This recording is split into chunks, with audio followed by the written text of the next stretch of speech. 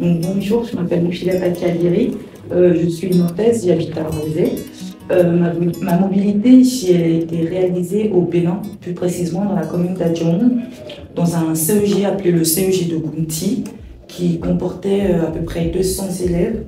Donc j'avais pour objectif de donner goût à la lecture aux enfants.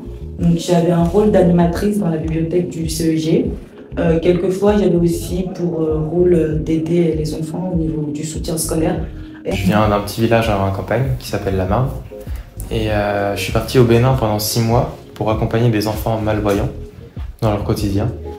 Et le but de la mission était de créer de l'échange entre les différentes cultures françaises et béninoises.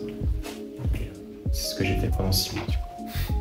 Je suis partie au Bénin, dans une bibliothèque, dans le CEG d'Adjoun, pour valoriser et organiser et rendre plus accueillante la bibliothèque aux élèves. C'était aussi pour moi et pour eux l'occasion de discuter et d'échanger sur nos différences et sur nos cultures et sur nos pays.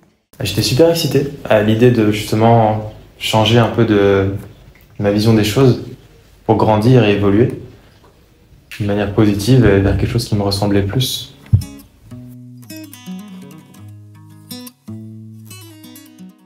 Très longue parce que j'avais hâte, j'étais pressée, j'avais l'impression que le temps n'avançait pas.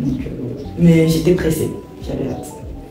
Avant de partir, je suis très excitée mais aussi très stressée de tout quitter, ma famille, mes amis et mes habitudes. Et j'avais très hâte de découvrir le Bénin.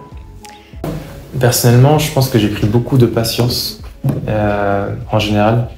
Et je me suis beaucoup mieux compris moi-même sur ce que j'avais vraiment envie. C'est ce que je disais avant, j'ai évolué vers ça. C'est ce que je souhaitais et c'est ce que j'ai fait du coup. Donc j'ai vraiment changé, je trouve. Je me comprends mieux. Cette expérience m'a énormément influencée sur plusieurs aspects. Tout d'abord, elle m'a permis de réaliser que je pouvais assurer un poste que j'ai jamais eu à assurer auparavant. Et enfin, ça m'a permis de réaliser que je pouvais prendre sur moi, ça m'a permis un dépassement de moi-même, de ma personne.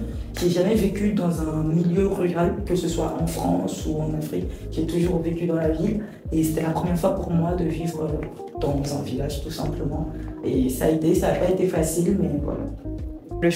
Les changements que j'ai eus en ce qui me concerne, je pense que je suis devenue quelqu'un de plus autonome et plus patiente.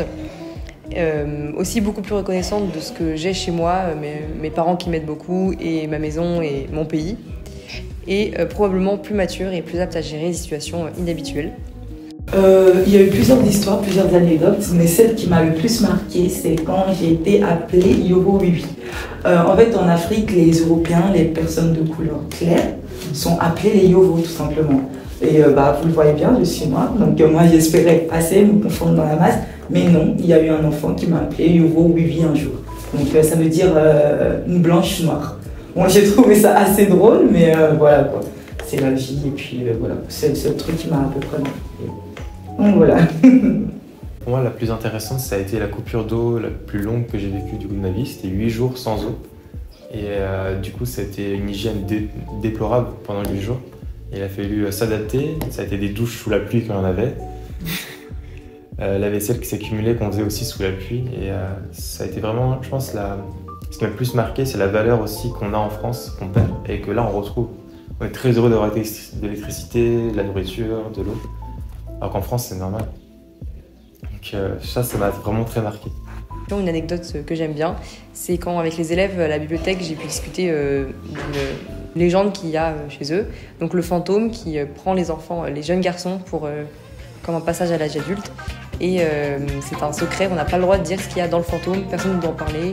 Les filles ne doivent pas le droit de le savoir parce qu'elles sont trop pipelettes. Et les garçons gardent le secret et on ne sait pas ce qu'il y a dedans. Et du coup, je trouve ça marrant.